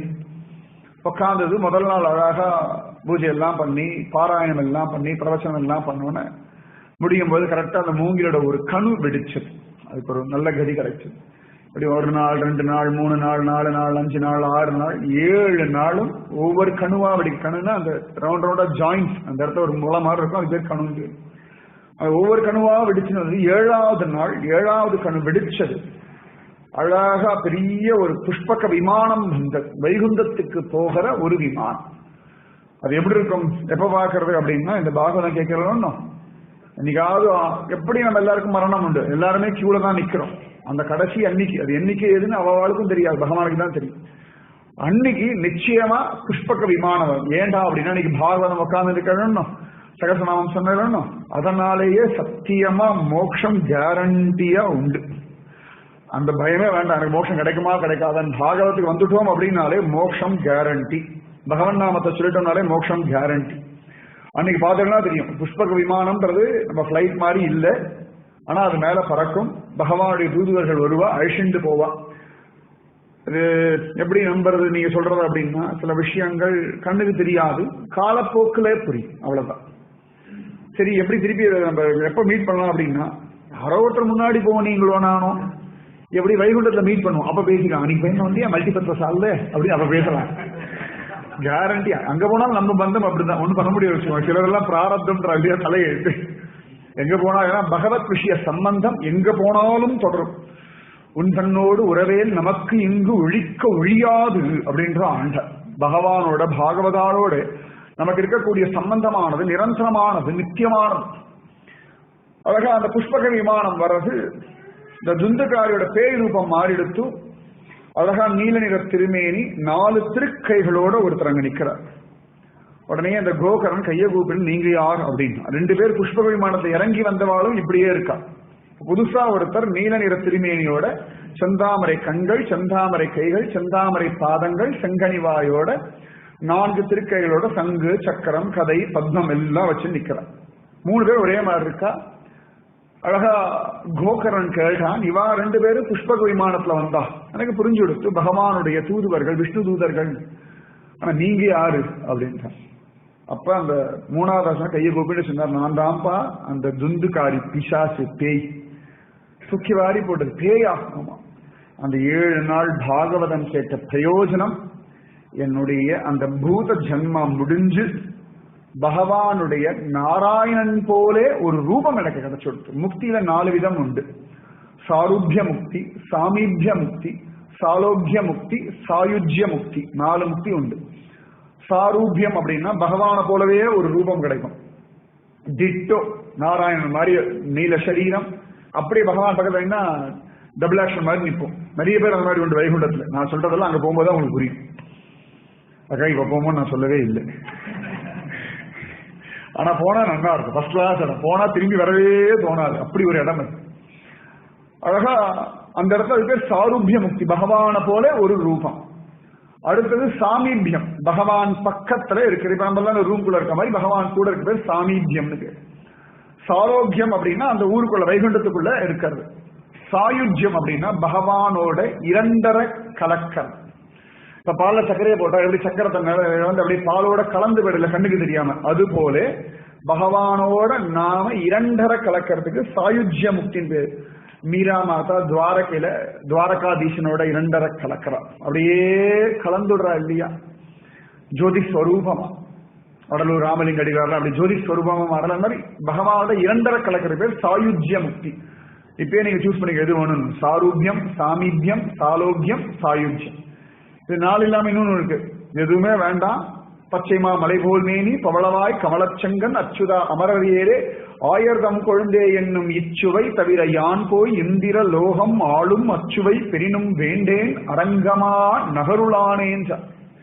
தொண்டடிப்படியாழ்வார் சொல்றார், எனக்கு வைகுந்தெல்லாம் ஒண்ணு வேண்டாம், இந்திரலோகம்லாம் வேண்டாம், நான் அப்படியே ஸ்ரீரங்கத்துல இருந்துட்டு நித்தியம் காவேரி ஸ்நானம் பண்ணிட்டு ரங்கா ரங்கா ரங்கான்னு சொல்லிட்டு டெய்லி உன்னுடைய திருப்பள்ளி எழுச்சி எல்லாம் பாடிண்டு உன் கோவில உனக்கு பண்ற அலங்காரத்தெல்லாம் பார்த்துண்டு அழகா உன் கோவில் பிரசாதத்தை சாப்பிட்டுண்டு உன் உற்சவத்தை அனுபவிச்சுட்டு இப்படி காலம் வாழ்ந்தா போதும், தவிர ஒண்ணுமே வேண்டாம். இச்சுவை தவிர யான் போ இந்திர லோகம் ஆளும் அச்சுவை பெரினும் வேண்டேன் நரங்கமா நகருளானே. இப்படி ஒரு கேரக்டரிட்டி உண்டு. திரும்பி திரும்பி வரணும், விதவிதமா பகவான் அனுபவிக்கணும். இந்த கோகர்ணனுக்கு அவ்வளவு சந்தோஷம். சொந்துகாரி சொன்னா, உன்னுடைய பாகவத சப்தாகம் எனக்கு இவ்வளவு பெரிய கிருபா பண்ணிருக்குப்பா, தேங்க்ஸ் சொல்லிட்டு கிளம்பலாம். அப்ப இந்த கோகர்ணன் மத்த இந்த விஷ்ணுதர் 2 பேர் வந்தா இல்லையா, அவளை பார்த்து கேட்டான். எல்லாரும் தானே கேட்டா, இந்த பேய்க்கு மட்டும் ஏன் முக்தி? அது காரணம் இருக்கு இல்லையா? சும்மா எல்லாரும் கேட்கற ஒருத்தர் மட்டும் பிரயோஜனம்னா அப்ப அவ மட்டும் கேட்டா போதுமே. அப்ப அந்த விஷ்ணுதூதர்கள் சொன்னா, எல்லாரும் கேட்டா பாதிக்காது இங்க இருந்தது, மீதிக்காது எங்கேயோ இருந்தது, கண்ணு எங்கேயோ இருந்தது, மனசு எங்கேயோ இருந்தது. இவனுடைய எல்லா இந்திரியங்களும் பகவத் விஷயத்துல அப்படியே மயங்கி கடந்த, அதனாலே கடகட கடகடன் பாவம் போயிடுத்து, அதனாலே அவனுக்கு மோட்சம் கிடைச்சுடுத்து. இவளுக்கு எல்லாருக்கும் மோட்சம் வரதுக்கு பகவான் ரெடியா தான் இருக்கான். ஆனா அவளுக்கு அது ஒரு ஸ்ரத்த வேணும், ஆசை வேணும் அப்படின்ட்டான். உடனே எல்லாரும் கேட்டார்கள். உடனே கோகர்ணன் பார்த்தா திருப்பி 2வது சப்தாகம் பண்ணா. 2வது சப்தாகத்துக்கு எல்லா புஷ்பக விமானம் வரும் அப்படின்னு நினைச்சிட்டு இருந்தா, புஷ்பக விமானம் வரல. சாட்சாத் ஹரிய அங்க இறங்கிட்டான். வைகுண்டத்துக்கு அத்தனை பேரையும் கூட்டுண்டு எல்லாரையும் கூட்டுண்டு பகவான் ஸ்வயம் அங்க இறங்கிட்டான். பிரகலாதன், துருவன், எல்லா கோபிகைகள், ராதிகாராணி, கர்தம பிரஜாபதி, தேவகூதி, பாகவத்துல எத்தனை பிரிவா உண்டோ, வேதவியாசர், சுகபிரம்ம மகரிஷி எல்லாரையும் கூட்டுண்டு ஸ்வயம் ஹரியே அங்க வந்துட்டான். எங்க பாகவதம் நடக்கிறதோ அங்க ஸ்வயம் பாகவதத்திலே காண கிடைக்கக்கூடிய பக்தா அத்தனை பேரும் வந்துடுறா. சாட்சாத் ஹரியும் வந்துடுறார். அழகா வந்துட்டு எல்லா நடுவில் நிக்கிறார். ஆனந்தமா ஆடி பாடிண்டு எல்லாரும் இருக்க பகவான் எல்லாரையும் கூட்டுண்டு வைகுந்தத்துக்கு போறான். இப்படி இந்த பாகவத மகாத்மியத்தை ஸ்கந்த புராணம் ரொம்ப அழகா சொல்றாங்க. இன்னும் பாகவதம் ஆரம்பிக்கவே இல்லை. பாகவதத்தினுடைய மகிமை என்னன்றதுதான் இந்த விஷயம். பாகவத மகாத்மியம் அப்படின்னு பெயர். அப்ப இந்த வசதியான பாகவதம் 7 நாள் கேட்டா அப்படி இருக்கும். மோட்சம் போகிறதுன்ற முக்கியமான பிரயோஜனம் அது கேரண்டியா கிடைக்கும். மோட்சமே கிடைக்கும்னா மற்ற அல்ப பிரயோஜனங்கள் தானா கிடைக்கும். ஒரு நல்ல வேலை கிடைக்கிறதா இருக்கட்டும், உங்க குழந்தைகளுக்கு கல்யாணம் ஆகிறதா இருக்கட்டும், இல்லை உங்க குழந்தைகள் படிக்கிறதா இருக்கட்டும், இல்லாட்டி ஒரு வீடு வாங்குறதா இருக்கட்டும், எந்த விதமான இருக்கட்டும், ஒவ்வொருத்தருக்கும் ஒரு எல்லா விதமான பிரச்சனைகளுக்கும் தீர்வு கிடைக்கும், மனசாந்தி கிடைக்கும், குடும்பத்துல நல்லது உண்டாகும், லோக க்ஷேமார்த்தமா எல்லாம் கிடைக்கும். மோட்சம் கேரண்டியா உண்டு. அப்ப அவ்வளவு வசதி இந்த ஸ்ரீமத் பாகவதம். வேதவியாசர் எழுதின கிரந்தம் இது. கிரந்தம்னா நூல். அவ்வளவு வசதி இந்த பாகவதம். கோகர்ணன் சொன்ன ஒரு பாகவதம். அந்த பாகவத்தை நாளையிலிருந்து ஆரம்பிக்க போறோம். இன்னைக்கு பாகவதம் மகாத்மியம். பாகவதத்தினால என்ன பிரயோஜனம்னு தெரியும் இல்லையா? கலியுகத்துல பிரயோஜனம் தெரியாம ஒரு காரியம் நம்ம பண்ணவே மாட்டோம். பிரயோஜனம் இல்லைன்னா அந்த காரியம் பண்றது நம்ம யாரும் ரெடியாகவும் இல்லை. அப்ப அந்த பாகவத்துடைய பிரயோஜனம் என்னன்னா மோட்சம் முதற்கொண்டு எல்லாம் பெறும். அறம், பொருள், இன்பம், வீடு, தர்மார்த்த காம மோட்சம் அப்படின்றா இல்லையா? அந்த 4ம் தரக்கூடிய ஒரு ஆச்சரியமான ஒரு ரத்னம் மாதிரி. இன்னைக்கு காலத்துல சொல்லணும் அப்படின்னா ஒரு டெபிட் கார்டு மாதிரி அப்படி ஸ்வைப் பண்ணலாம், கிரெடிட் கார்டு மாதிரி அப்படி ஸ்வைப் பண்ணி எல்லாத்தையும் வாங்கிக்கலாம். அவ்வளவு வசதி இந்த ஸ்ரீமத் பாகவதம். அதுல என்னெல்லாம் இருக்கு, எப்படி எல்லாம் இருக்குன்றதுதான் நாளிலிருந்து சொல்ல போறோம். அதனால டெய்லி வந்து கேட்டுடுங்கோ. காத்தால 10:30 12, சாயங்காலம் 6:30 8. இன்னைக்கு 8 மணி ஆகல, 8 மணி ஆயிரத்து சகஸ்ரநாமம் இருந்ததுனால டெய்லி காத்தால சொன்னது சாயங்காலம் சொல்ல மாட்டேன். அறிவான இருந்தா காத்தால சொல்றதா சாயங்காலம் ரிப்பீட் பண்றது. நான் ரெக்கார்ட் பண்ணி போட்டுருவேன். நாளைக்கு உட்காந்து திருப்பி சொல்லணும். காத்தால சொன்னது அதே ரிப்பீட் பண்ண போறேன்னா ரெக்கார்ட் பண்ணி திருப்பி நீங்க சாயங்காலம் போட்டு உட்காந்து முடிஞ்சு போயிடுது. காத்தால சொன்னது சாயங்காலம் இல்லை. 7 நாளைக்குள்ள 12 ஸ்கந்தம் முடிக்கணும். பிரகலாதனுடைய விஷயம், துருவனுடைய சரித்திரம், சிவபெருமானுடைய தக்ஷவதம் எல்லாமே அதுல இருக்கு பாகவத்துல. முதல்ல மனிதர்கள் உற்பத்தியான விஷயம், உலக சிருஷ்டி, மனிதர்கள் மனுஷர்கள்ன்றோம் இல்லையா, மனுன்ற ஒருத்தர்கிட்ட வந்தவர்கள் நாம் அத்தனை பேரும். அதனாலதான் மனுஷர்கள்னே நமக்கு பெயர். உலகின் ஆதி மனுஷன், ஆதி மனுஷி, இதெல்லாம் இந்து தர்மம் சொல்லியிருக்கு. அப்புறம் ஜெகத் சிருஷ்டி எப்படி, பிரம்மா எப்படி வந்தார், சிவபெருமான் எப்படி வந்தார், எல்லா விஷயங்களையும் சொல்றது பாகவதம். நரகம்னா என்ன, நரகத்தை தப்பிக்கிறதுக்கு என்ன வழி, இந்த மாதிரி நிறைய விஷயங்கள் சொல்லி கிருஷ்ணலீலாவும் சொல்லி இதெல்லாம் சொல்றதுதான் பாகவதம். அந்த விஷயங்களை நாளையிலேருந்து ஒரு 7 நாளைக்கு அனுபவிக்க போறோம். கட்டாயம் வந்து கலந்துக்கோங்க. டெய்லி வர்றது விசேஷம். டெய்லி 2 வேளை வர்றது ரொம்ப விசேஷம். எனக்கு எப்படி கேரண்டியா நான் வருவேன் 2 வேளையும். நான் வந்தே வர வழி இல்லை. இல்லாட்டி சாயங்காலம் ஒரு வேலையாவது, சாயங்காலமோ காத்தாலேயோ ஒரு வேலையாவது வாங்குவோம். இல்லாட்டி என்னைக்கெல்லாம் முடியுமோ வாங்குவோம். அட்லீஸ்ட் கடைசி நாளாவது வந்துருக்கும். நாலு வர வேண்டாம் அர்த்தம் இல்லை. நீங்க என்னெல்லாம் சாய்ஸ் வச்சுக்கோ அத்தனை சாய்ஸ் நான் சொல்லிட்டேன். அடுத்த ஞாயிற்றுக்கிழமையோட முடியறது அது வரைக்கும் டெய்லி உண்டு. அந்த கொஞ்சம் கேட்டா கூட நிச்சயமா ஒரு நன்மை பயக்கும். நிறைய விஷயங்கள், மனசுக்கு சமாதானம், சாந்தி, அவ்வளவு வசதி இந்த பாகவதம். ஆத்மதேவன்ற ஒருத்தருக்கு அழகா கோகர்ணன் துந்துகாரி 2 குழந்தைகள் பிறக்கிறா. ஒரு மாடுக்கு பிறந்த குழந்தை, துந்துகாரி மோசமான இருக்கான். கோகர்ணன் ரிஷியோட கிருபையினாலே பிறந்தான். அவனே அப்பாவுக்கு உபதேசம் பண்ணி பாகவதம் பாராயணம் பண்ணுன்னு சொல்ல அவருக்கு மோட்சம் கிடைச்சது. துந்துகாரி தன்னுடைய கெட்ட நடத்தினால பிசாசு ஜென்மாவை அடைஞ்சுட்டான். அவன் நல்ல கதி அடையறதுக்காக கோகர்ணன் பாகவத சப்தாகம் பண்ண. சப்தாகம்னா 7 நாள், ராமாயணம்னா நவாகம் 9 நாள் பண்ணணும்னு விதி. அப்படி பண்றான், 7 நாள் பண்றான். 7 நாள்ல இந்த துந்துகாரிக்கு பிசாசு ஜென்மாவிலிருந்து விடுதலை கிடைச்சு நல்ல கதி அடையார். இதுதான் இந்த பாகவத மகாத்மியம். நாளையிலேருந்து பாகவத விஷயங்கள் சொல்ல போறோம். ஜெய் சத்குரு மகாராஜ் கி ஜெய். ராதே கிருஷ்ணா கிருஷ்ணா ராதே, ராதே கிருஷ்ணா கிருஷ்ணா ராதே, ராதே கிருஷ்ணா கிருஷ்ணா ராதே, ராதே கிருஷ்ணா கிருஷ்ணா ராதே, ராதே கிருஷ்ணா ராதே கிருஷ்ணா கிருஷ்ணா ராதே, ராதே கிருஷ்ணா கிருஷ்ணா ராதே, ராதே கிருஷ்ணா கிருஷ்ணா ராதே, ராதே கிருஷ்ணா கிருஷ்ணா ராதே, ராதே கிருஷ்ணா கிருஷ்ணா ராதே, ராதே கிருஷ்ணா கிருஷ்ணா ராதே, ராதே கிருஷ்ணா கிருஷ்ணா ராதே. ஜெய் சத்குரு மகாராஜ் கி ஜெய். समस्त भागवदल को जय. गोविंद नाम संकीर्तनम गोविंदा गोविंदा.